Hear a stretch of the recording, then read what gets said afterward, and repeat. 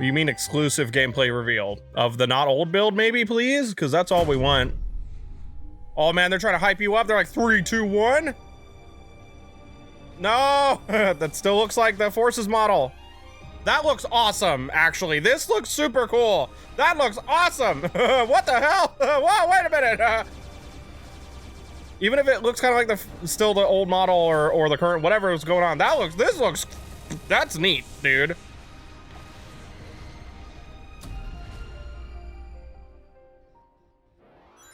Hey Sonic fans, want to see more of Sonic Frontiers? Then be sure to visit IGN.com right now and all June long, because Sonic Frontiers is the IGN first cover story.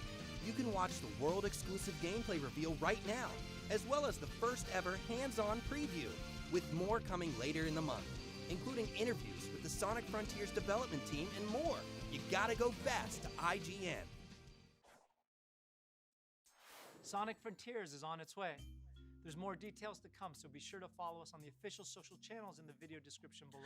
That thing looked really cool conceptually, but it was like the same.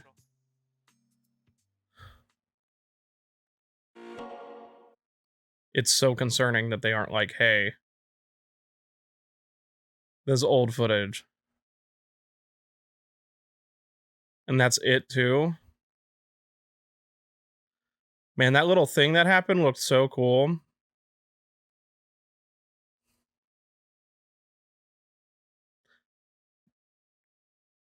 And I'm over here to IGN. Sonic's done a lot in 30 years. He's been a to see if Mitchell has anything new to say or show us. Athlete, a respectable kart racing enthusiast, because I really want to hear that footage is old. And a Hollywood blockbuster movie star as well. But that running the boss looked cool. World, and Sonic Frontiers fixes to change that. I was fortunate I appreciate it says work in progress, but like, how? Go hands-on with Sonic Frontiers. How? And let me just say, if you're worried about how the blue blur will fare in this unfamiliar genre, well, I think Crush 40 probably put it best. Open your heart. It's gonna be alright. Okay, that was kind of funny. Just how old is the build, though? That's what we need to know. The thing that struck me about Sonic Frontiers was how uniquely somber and serene it was right from the outset. After flying into a wormhole with Quill's super look longer Sonic here. finds himself separated from his friends and all alone on an isolated island, with nothing but an AI voice guiding him to collect the Chaos Emeralds. There's no one for Sonic to bounce quips off of, no energetic Crush 40 soundtrack, just wide open fields as far as the eye can see. There's an air of mystery in Sonic Frontiers, and it's a vibe that's driven home even further by the beautiful yet minimalist piano melodies that accompany Sonic as he explores the island. All of this is a very intentional choice. I asked Sonic team head Takashi Iizuka to describe how the tone of Sonic Frontiers differs from previous Sonic games, and he said, past games in the Sonic series have taken different tones depending on their stories and themes. This time, these mysterious islands are the game's major setting. That's why our artists have worked hard to create a mysterious mood. Of course, the big new change in Sonic Frontiers is the shift from purely linear levels to a huge open world where Sonic can freely run in any direction. But Sonic Team doesn't like to use the term open world to describe Sonic Frontiers' gameplay, instead referring to its style as being open zone. Open world games like Zelda or other AAA games fundamentally have RPG or adventure worlds. For Sonic, the core here is a 3D action game. Our basic idea was to have that take place in open space. What sets Sonic Frontiers apart is this different approach to an open game world. Having played Sonic Frontiers for about 4 hours, it's easy to see what Iizuka-san means. Sonic Frontiers' open zone design is very different from any other open world I've played. It's a giant playground. Every few feet there's a bumper spring that bounces you like a pinball between 5 other bumpers before putting you on one of the many grindable rail tracks. Or a speed ramp that sets you on a completely different path leading to some other collectible or reward. Or a line of rings that you can lightspeed dash into. Essentially, they've taken that core appeal of every Sonic level having multiple paths that eventually loop back around to the main one. Look, that might have been a mistake, but this guy just said you can lightspeed dash. Maybe it was a mistake. That sets you on a completely different path leading to some other collectible or reward. Or a line of rings that you can lightspeed dash into. Essentially, they've taken if he just slipped something on accident, cool, but if it was a mistake, like, I'm not gonna hold my breath. And applied that to these giant non-linear open zones. One thing that has to be noted is that very few of these elements are built into the environmental design, meaning that rails, platforms, boost rings, and so on are just inexplicably floating in the air all around, which isn't totally unusual for a Sonic game, but it feels especially jarring in Frontiers in particular because of the frequent and sudden pop-in of these objects and the otherwise very naturalistic art style. Of course, it's worth emphasizing that this gameplay and the version that I played were from an early build, but this is definitely an area that I would hope to see improvement in the final version. Beyond that, there are also a wide variety of puzzles and challenges that are littered throughout the zone, and completing them is how you uncover sections of your map.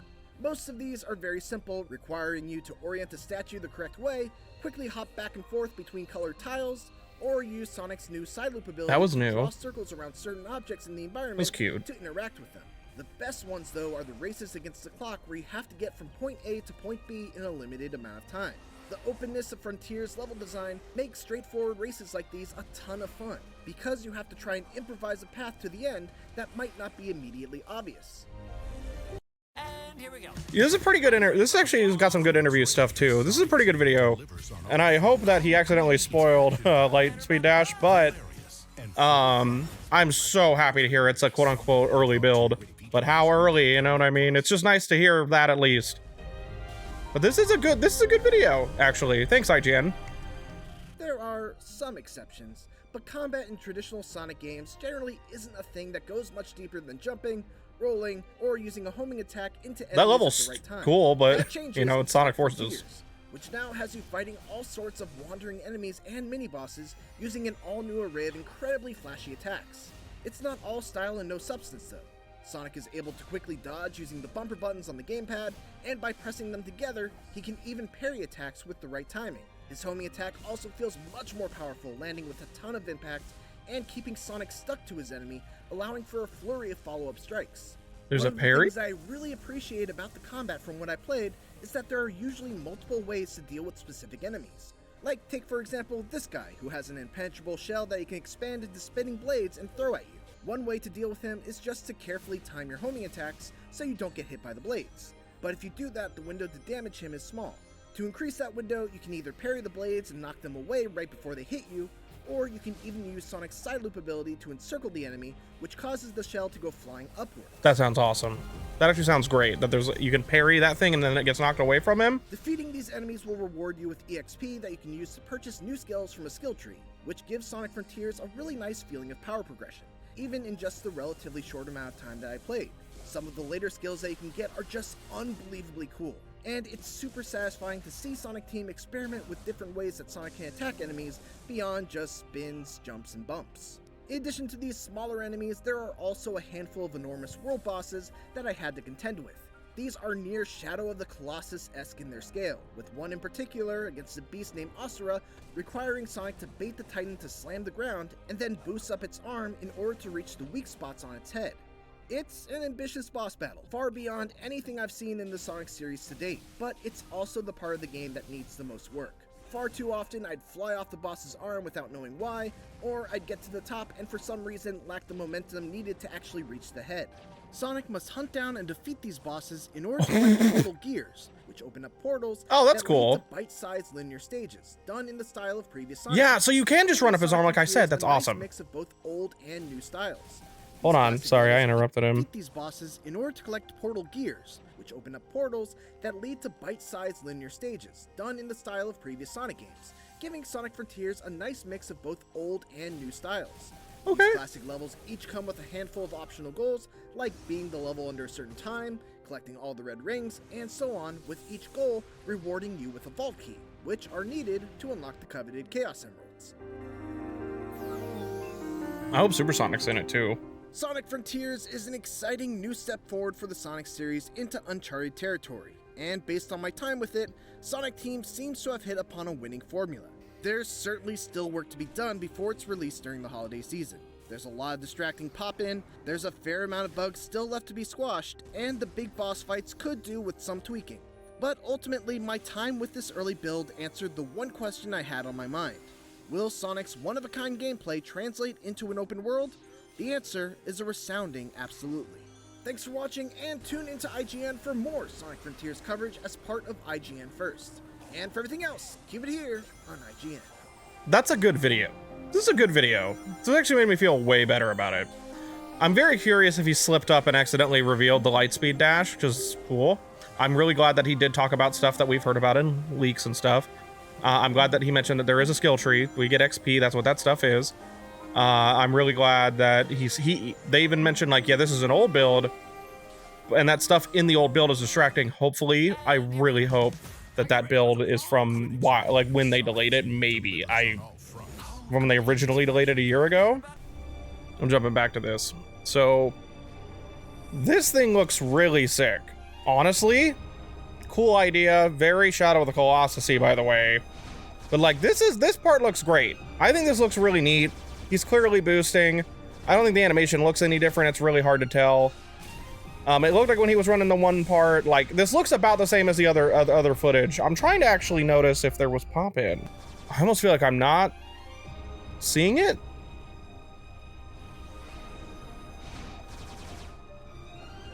If there's pop-in in this, I mean, it's very brief, so it's kind of hard to tell. If there is pop-up in this one, it's way less. This thing looks really cool.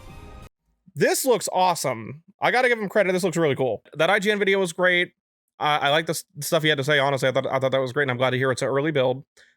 And I do hope that the thing he said about the Lightspeed dash is true, because it being in this game would be great. I don't know. I'm not that excited after hearing that stuff, specifically because this was so little that they showed, and it looked like largely the same. So I was kind of like, no way, you know what I mean? But the IGN stuff, weirdly enough, made me feel a bit better about it. I'm still cautiously optimistic. We need to see the not early build stuff, you know? And I think this marketing strategy is absolutely crazy. I have no idea what they're doing.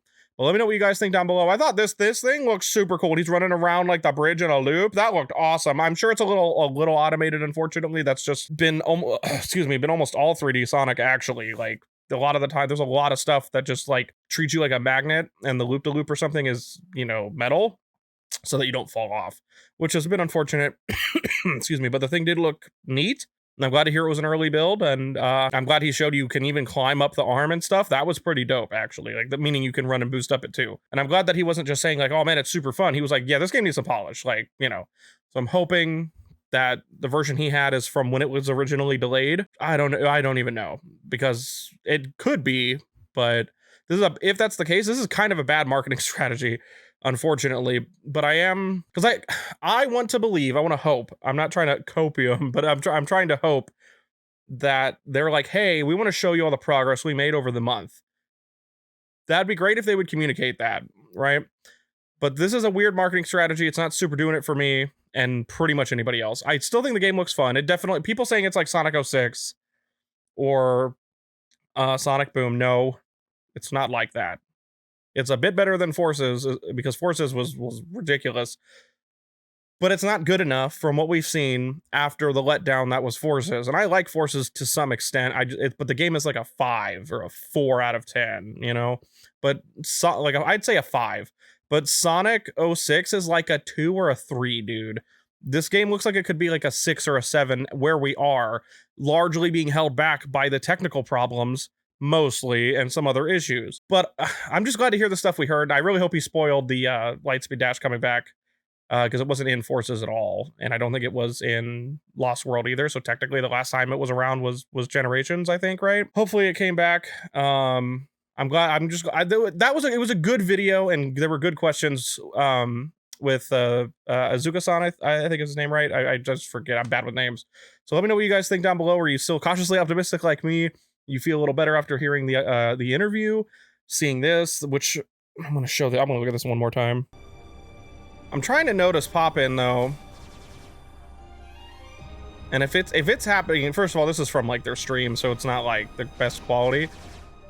It does appear, it feels faster actually too. I'll say that it does seem faster.